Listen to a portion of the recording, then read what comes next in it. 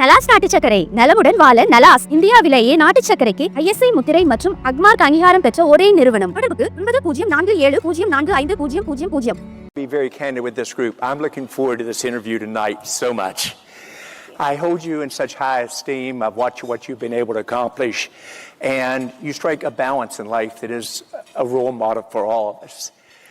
Perhaps the first question around you're growing up in San Diego. If you could share a little bit your growing up time period, how did it shape your life? When did you decide to be a lawyer? How did this all come together? Of course. Well, first of all, thank you so much for having me here, and please call me Usha. Thank you, Usha. Such an honor here to be with this group. I know it's a very, very accomplished crowd, so I'll hope to keep you guys interested for a few minutes. But thank you for inviting me. To answer your question, I did grow up in San Diego. I was born there in the mid-'80s, and I was there until I left for college. My parents had actually moved in the 80s and 70s to pursue higher education. So my parents both have their PhDs from UCSD, which is a fabulous university. Yes.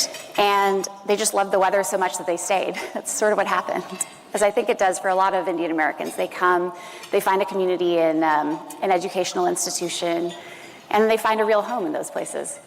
So for me, it was just a wonderful, wonderful place to grow up. Well, you can't beat the weather, of course.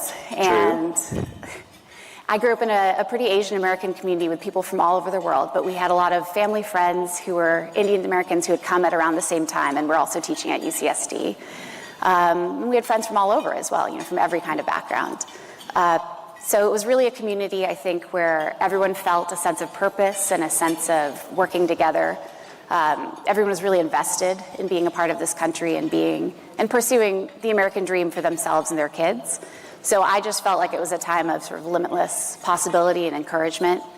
And I'm really grateful to have grown up there. So I left after that to go to Yale in New Haven, rather different climate. But it was also a wonderful time to be a Yale student.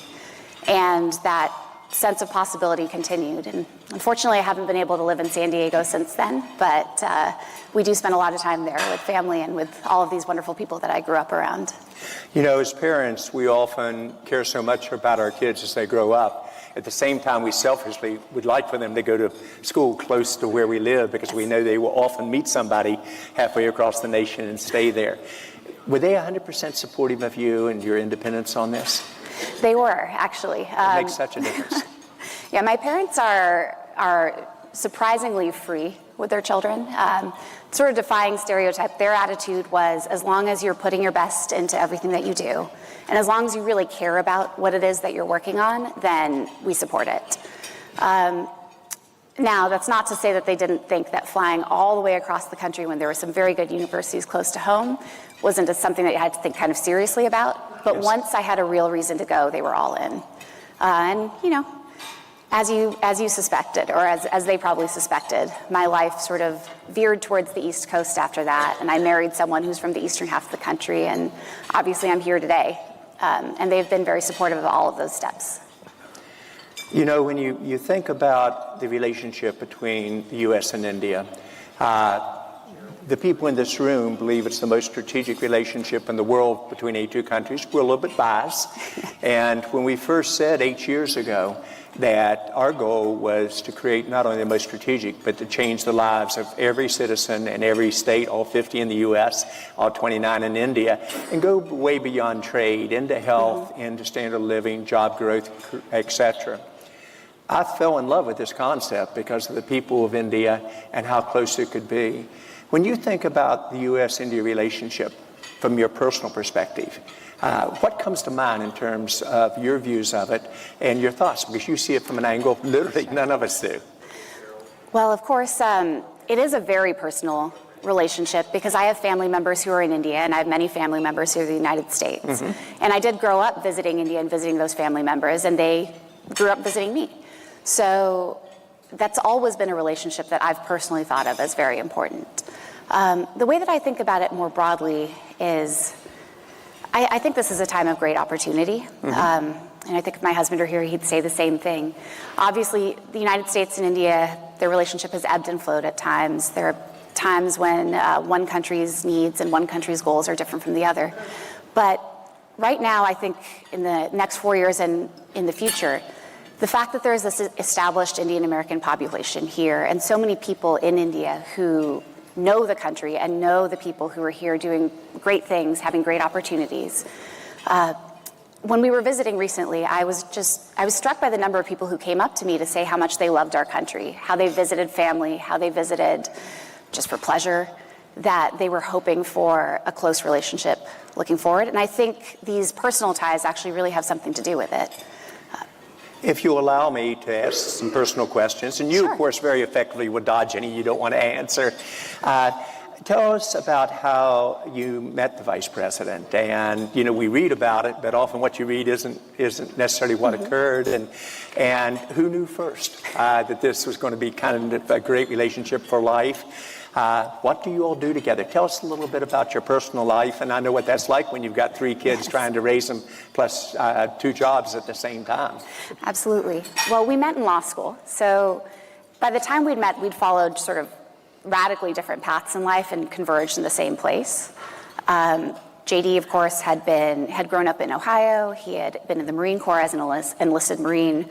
He'd kind of raced through college in Ohio State and then made his way to law school. And I'd taken the kind of diligent, progressive path of high school to college to graduate school and some jobs and to law school. And Yale Law School, and I think there are other schools like this, but Yale Law School in particular at the time was the sort of place where they would just pick someone from here and someone from there, and they'd bring you all together and kind of toss you into this small community where everyone really got to know each other. So as it happened, he and I just had the exact same schedule for the first semester with another 15, 16 people. So we were just sort of stuck together whether we wanted to be or not. Uh-huh. And I mean, we even had in I think our first semester or our first couple of weeks a paper that we had to write together that required, sitting and working through all sorts of things. We didn't know each other at all. But that was a wonderful basis for friendship. And you think, we have these really different backgrounds and, what would we have in common? The reality is that we had so much in common. And I think this experience of being in the same place and meeting in person, something that is all too rare today, just allowed us to really get to know each other. So we were friends for a while before we started actually dating. Mm-hmm. I think it's fair to say that JD was sort of the pedal in this relationship, and I was a little bit of the brakes because I was sort of focused on all the schooling part of it. Yes. But we both knew, I think, at the same time. When it's good, and you start to know that. It really is. When you meet your partner in life, you just sense it, don't you? Yes. When you think about your relationship with JD and you think about going to India together, can we talk about that trip a little bit? And what did it mean to you, to your family, to your kids? Key takeaways. What was the Prime Minister like?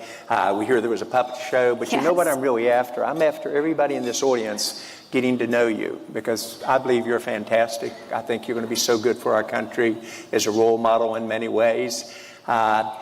Share a little bit how that trip went in a way that everybody here gets to know you a little bit more, if we may. Of course. Well, I mean, it was, I think I told an Indian publication this, it really was the trip of a lifetime for us.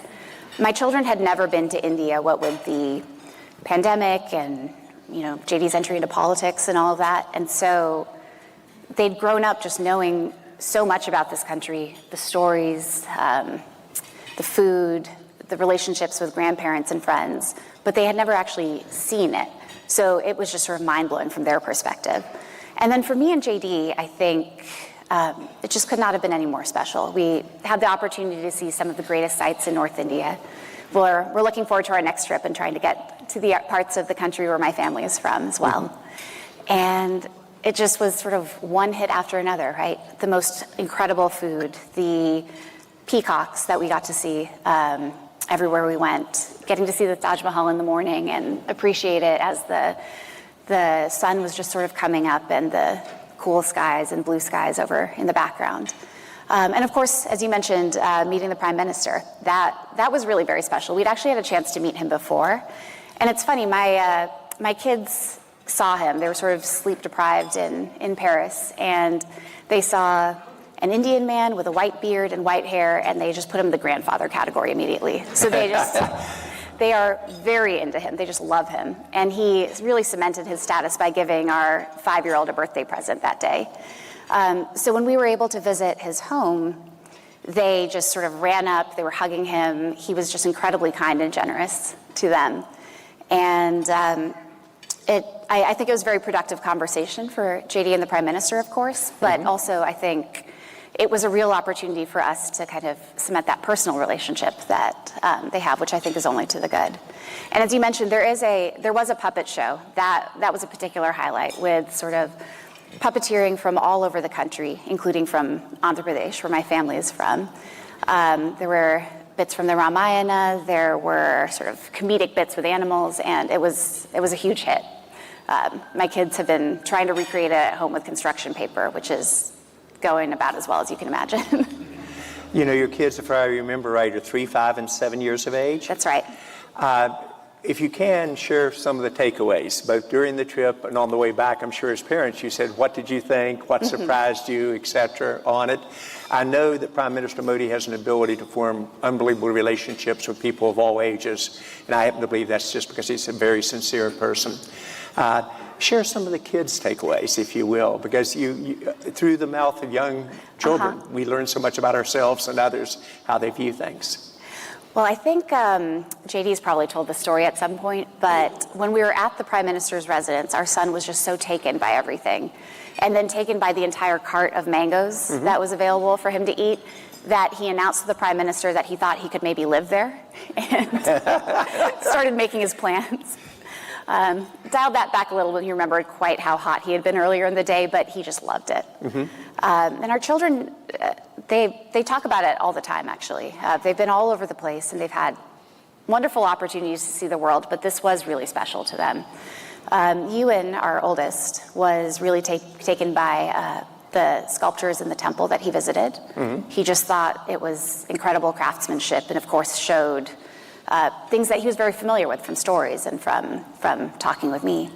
And then Vivek, our middle child, was very excited to meet elephants and peacocks and a camel and just any animal that he could kind of get his hands on. And then our daughter, I think, she's sort of along for the ride. She really enjoyed her time in an auto rickshaw. That was maybe the highlight for her. The Secret Service was very generous and allowed us to kind of drive in an enclosed area for a few minutes. So we had a lot of fun with that. Awesome.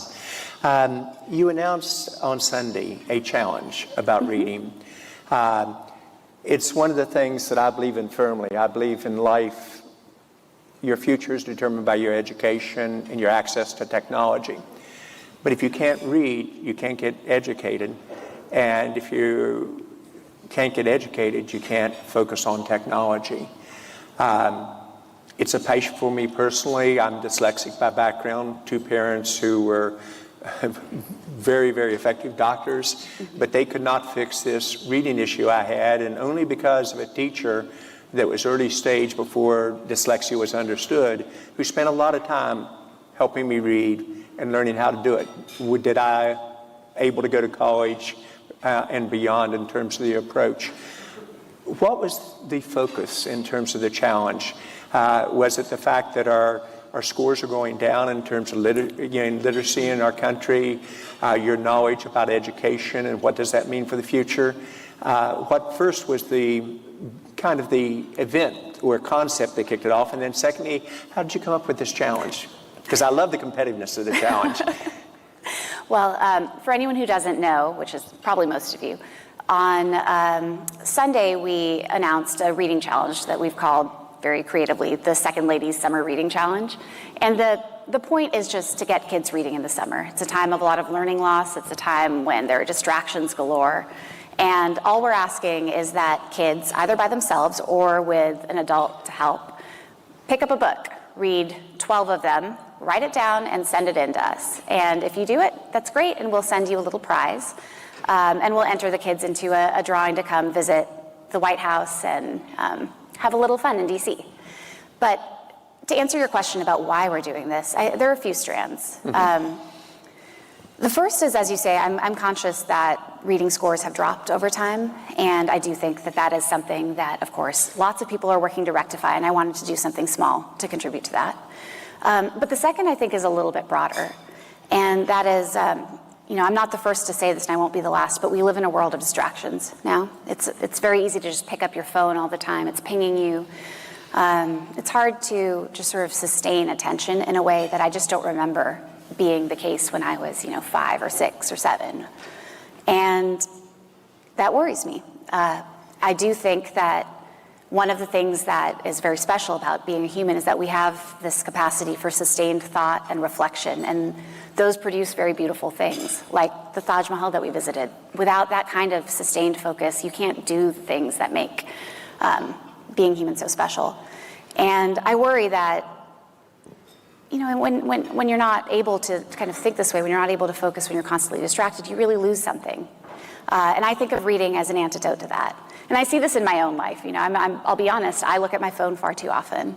I, as a lawyer, was constantly receiving emails, constantly responding. Being quick and being aware of what's going on at any given moment was an advantage.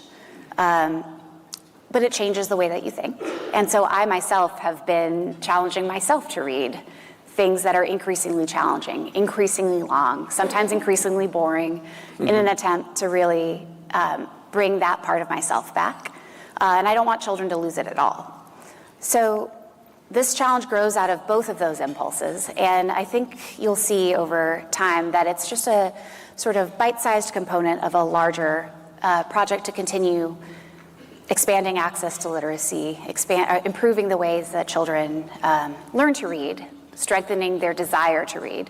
And our goal is to keep rolling out little things bit by bit and see which ones work and which ones don't, and then try to expand the ones that work. As a former lawyer, I get really bored if I don't have projects, and I really like to have deadlines, and so that's the way I'm kind of thinking about this. Start with one thing, move on to the next, and keep building from there. And looking at your background and your family's background, many of them are teachers, interestingly enough, in physics. Yes. So two questions. Is part of it because you realized how important teachers are to engaging with the young people and having the right skill sets when they come to school so they can be forward?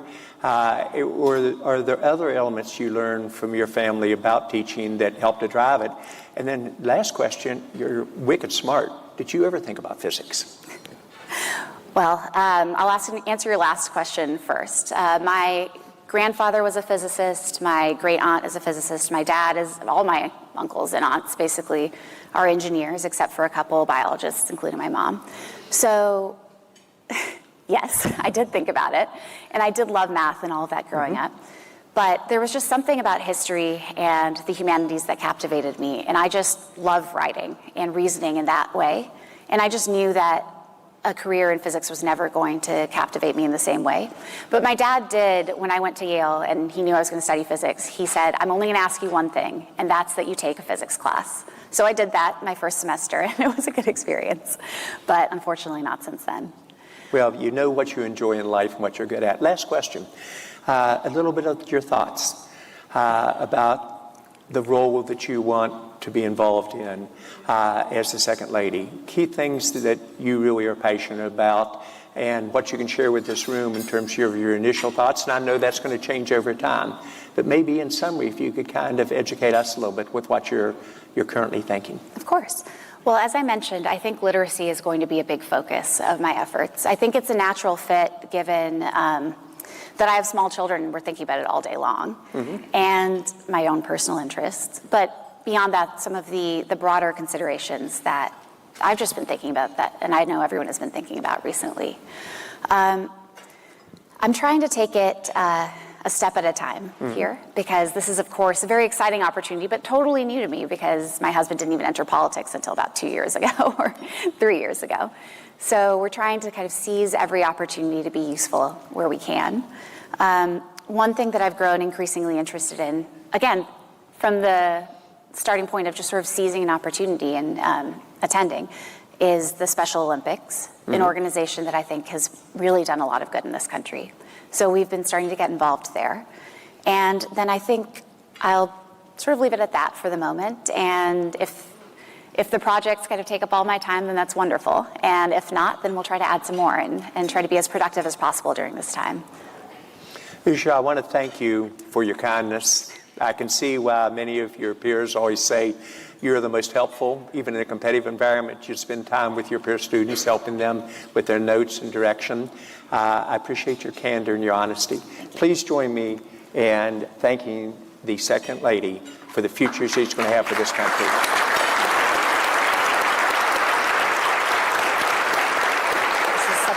Thank you, Ms. Vance and Mr. Chambers. With your permission, Ms. Vance, I'll request Dr. Augie to present to you USISPF's coffee table book celebrating 75 years of U.S.-India relations. I just want to say thank you once again on behalf of USISPF. Since you're launching reading, we have a book for you for viewing. It's a 75 years of U.S.-India relationship. Oh, wonderful. And for you. Well, thank you.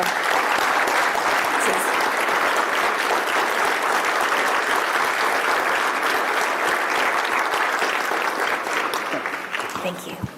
Very much look forward to it. Thank you again, Ms. Vance.